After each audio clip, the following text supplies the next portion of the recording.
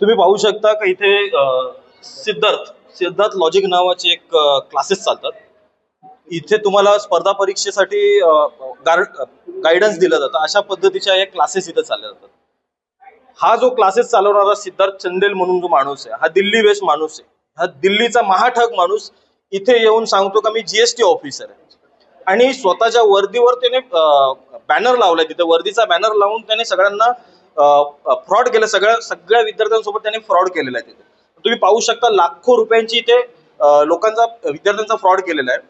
जेव्हा आम्ही त्याला विचारलं बाबा तू कोण आहेस, तर त्याने आम्हाला नावाशेवामध्ये मी कामाला आहे असं सांगतोय, आणि हा त्याचा डुप्लिकेट आयडी आम्हाला इथे दिलाय त्याने.